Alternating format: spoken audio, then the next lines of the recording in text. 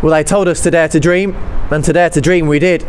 The 900 travelling Walsall supporters were certainly on cloud 9 at Deepdale. We now take a 2-goal lead into the Johnson's Paint Trophy Northern Section final second leg, with Walsall's very first appearance at Wembley now within touching distance. What better place to start than the highlights from a memorable night in Lancashire?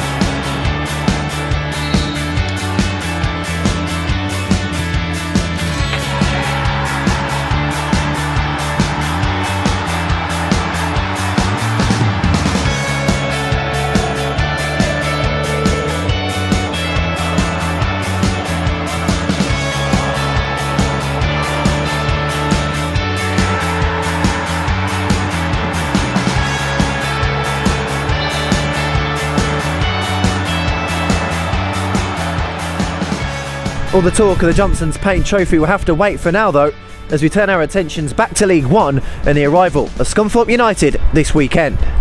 Mark Robins' men found themselves 2 goals up in cup competition as well last time out. The problem is though, they relinquished it late on. 2 Chesterfield goals forcing an FA Cup third round replay. That draw means it's just 1 defeat in 14 games for the Irons, though they will be just 3 points above the relegation zone when they visit the Banksy Stadium on Saturday. The Lincolnshire side have added 2 fresh faces to their ranks this week.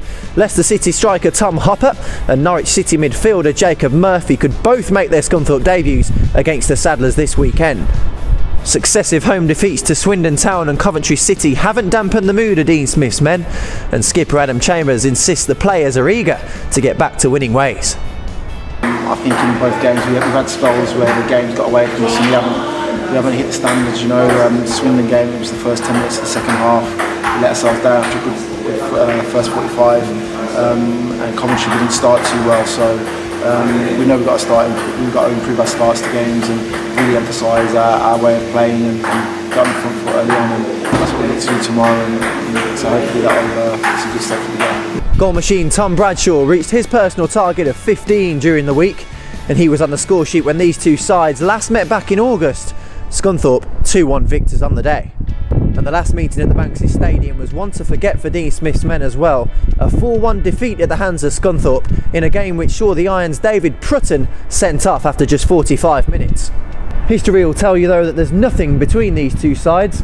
They've met 41 times since 1936 with 13 wins each and the rest resulting in draws.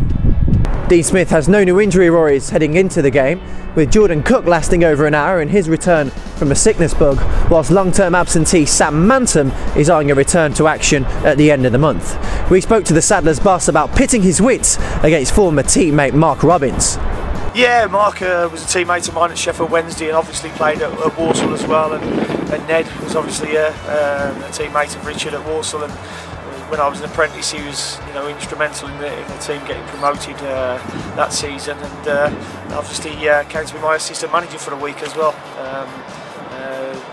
Fortunately for us, Nottingham Forest came in at the time and took him away from us, which could always happen, but we remained really good friends and speak very regular, and he doesn't live too far away from us, but it'd be nice to see him in the opposition dugout, and hopefully we can get the better over them, but share a beer after. Walsall, a League One sponsor, Sky Bet's even priced favourites to take all 3 points at the weekend, while Scunthorpe are a best priced 14-5 to maintain their impressive form. But if you can't make it to the match, then join us on Saddlers Player, where myself and Mick Kearns will talk you through all the action, or alternatively log on to Saddlers Wool, where our media man Andrew Paul will have a live blog running throughout the game. And before you go, let's leave you with some trivia.